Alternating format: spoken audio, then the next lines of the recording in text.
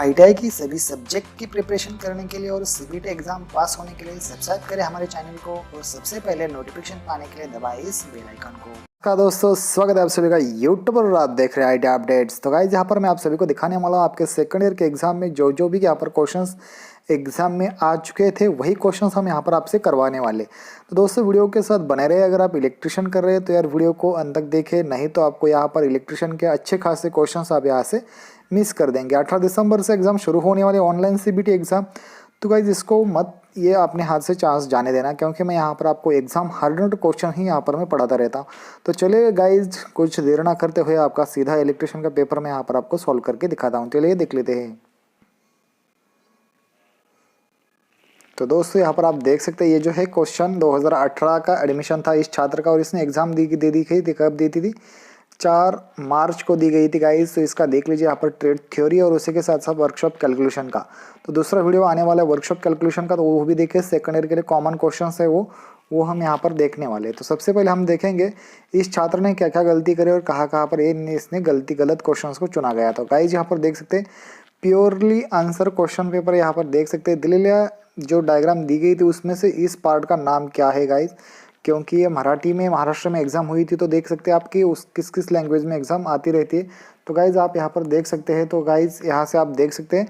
तो second question आप देखेंगे यहाँ पर which rule is used in direction of industry. EMF निकालने के लिए किस रूल का उपयोग किया जाता है? तो इसका सही आंसर है D, Fleming right hand rule का उपयोग किया जाता है।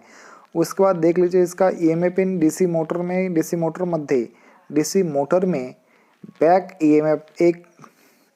बैक ईएमएफ कैलकुलेट करने के लिए डीसी मोटर के लिए कौन सा फॉर्मूला है? तो इसका सही आंसर गाइज यहाँ पर दिया गया है सी। ये सही आंसर है गाइज, इसको आपको ध्यान से रख लेना है, मतलब कि रट के भी जा सकते हो आप, ठीक है। तो चौथा क्वेश्चन आप यहाँ पर देख सकते हो कि लगभग which winding wire is use in DC field coil में कौन सी वायर यूज़ की जाती है? तो उसमें यूज़ की जाती है सुपर एनेमल कॉपर वायर, ठीक है। उसके बाद पांचवा क्वेश्चन आप यहाँ पर देख सकते हैं डीसी मोटर में करंट की जो यहाँ पर जो दिशा है या करंट का जो फ्लो है वो किस तरह से चलता है, किस फॉर्मूले से हमें पता चल सकता है? इसका सही आंसर है D, Fleming right hand rule. आप यहाँ पर देख सकते हैं नीचे यहाँ पर जो पांचवे का सही आंसर ये है।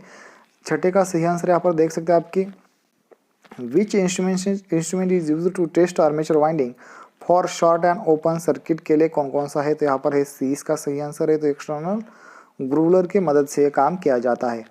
तो आगे देखिए देख सकते हैं सातवें क्वेश्चन में आप देख सकते हैं कि डीसी स्टार्टर में स्टार्टिंग रेजिस्टेंस के लिए कौन सा मटेरियल यूज़ किया जाता है? तो इसका सही आंसर है ये यूरेका मटेरियल यहाँ पर यूज़ किया जाता है।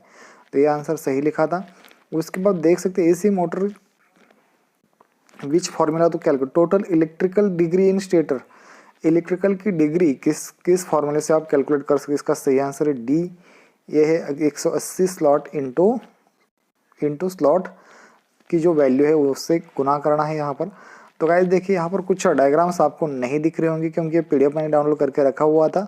तो हम यहाँ पर ऑनलाइन में भी जाके यहाँ पर इन क्वेश्चंस के उत्तर दे सकते हैं, ठीक है। तो यहाँ पर हम चेक करेंगे। तो यहाँ पर देख सकते हैं इसके तो कुछ डायग्राम के यहाँ पर आपको नहीं दिख रहे हैं, ठीक है। लेकिन यहाँ पर आप देख सकते हैं एसी कॉइल की डायग्राम है। एसी वाइंडिंग कॉइल है, एसी कॉइल वाइंडिंग है।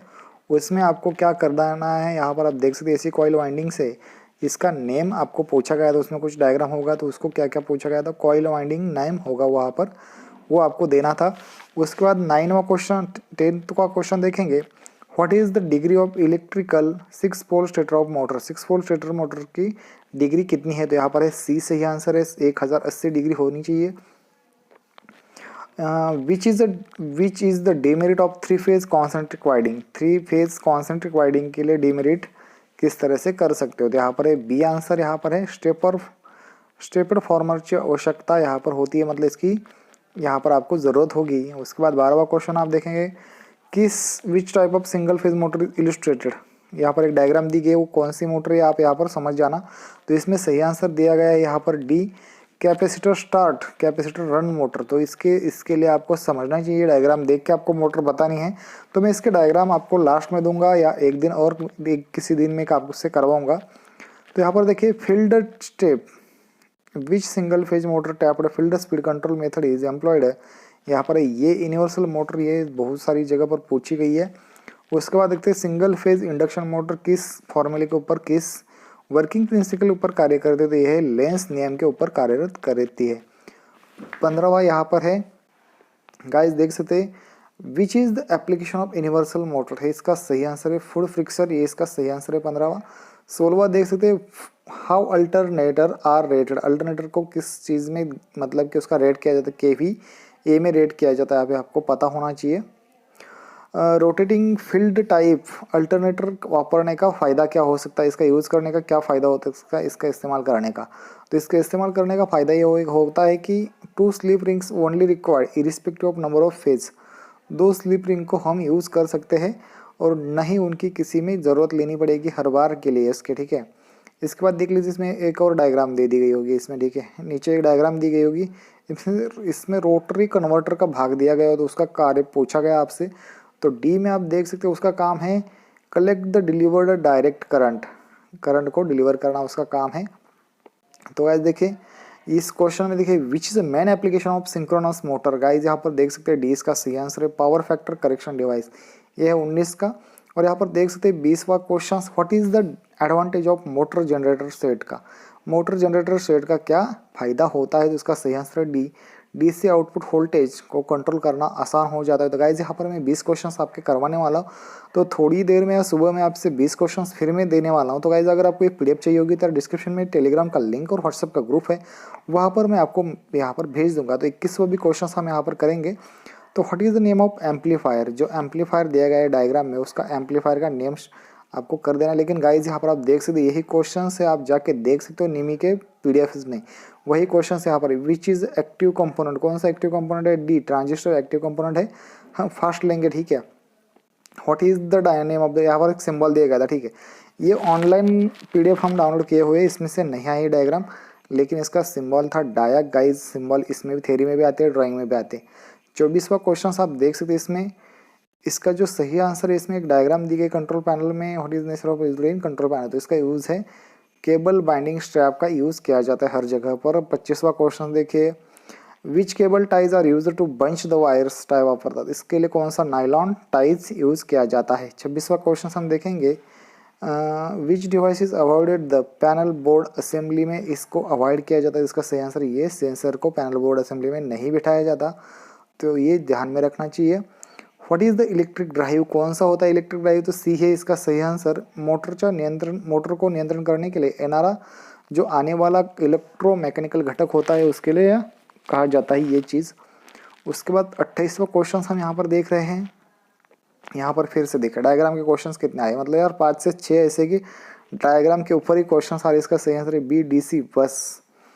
उसके बाद देख सकते हैं 29वां which drive is classified according to mode of operations, mode of operations के लिए कंटिन्यूस ड्यूटी ड्राइव का उपयोग किया जाता है गाइस। 30वां देख सकते हैं यहाँ पर, ये प्रॉब्लम हो सकता है, इसका बी है, इसका 228 इसका सही आंसर है 228। उसके बाद 31 आप यहाँ पर देख सकते हैं which term refer that the mass of substance liberated from an electrolyte by 1 coulomb of electricity, तो इसका सही आंसर है डी इलेक्ट्रोकेमिकल इक्विवेलेंट, इसका सही आंसर है। उसके बाद 32 देख सकते हैं आप which is the full form of abbreviative UPS, UPS का सही फुल फॉर्म है अनइंटरप्टेड पावर सप्लाई, मतलब कि यार आपका यूपीएस है ना घर में इन्वर्टर, अगर आपकी लाइट चलती है तो वो फिर से आपको सप्लाई देता है, तो इसका अर्थ वही हो गया। तो यहाँ पर देखिए डी फीडबैक सर्किट, इसका सही आंसर, इसका क्वेश्चन देख लीजिए which electronic circuit used in automatic voltage stabiliser to produce constant output voltage.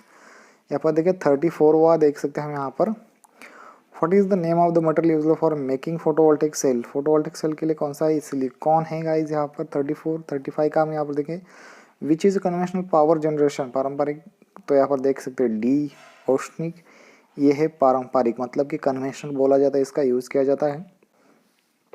36 देख सकते हैं यहाँ पर what is the insulation resistance between any two conductors in a medium voltage domestic installation as per the IE rules, तो guys यहाँ पर देख सकते हैं इसका सही आंसर है B more than 1 mega ohm, 1 mega ohm से ज़्यादा होना चाहिए। 36 37 अब देखिए इसमें भी एक और डायग्राम आ गई, तो गाइज इसमें आपको डायग्राम मैं दिखा नहीं पाऊंगा क्योंकि पीडीएफ में डायग्राम नहीं आती ऑनलाइन की, तो जहाँ तक आ देगी मैं आपको यहाँ पर शक्ल इंसुलेटर इसमें दिया गया था, इसके डायग्राम को समझनी चाहिए। 38वां देख सकते हैं हम यहाँ पर what is the reason of keeping binding wire gap to close and every tight in pin insulator. यहाँ पर देख सकते हैं ये है स्पार्क, यहाँ पर न होने के लिए इसका यूज़ किया जाता है।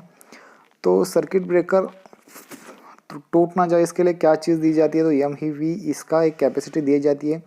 और ये लास्ट वाला देख सकते हैं क्वेश्चन आर ट्रेड थ्योरी का, तो इसमें आप समझ सकते हो कि विच relay hold their contact in position after power is cut off. तो डी है यहाँ पर लैचिंग रिले। ये काम हमकास अपने यहाँ से कर देता है क्योंकि वो सप्लाई को लॉक करके रख देता है। Contact in position after point is cut off, power cut off होने के बाद इसको क्या कर देता है, वो कॉन्टैक्ट को पकड़ के रहता है।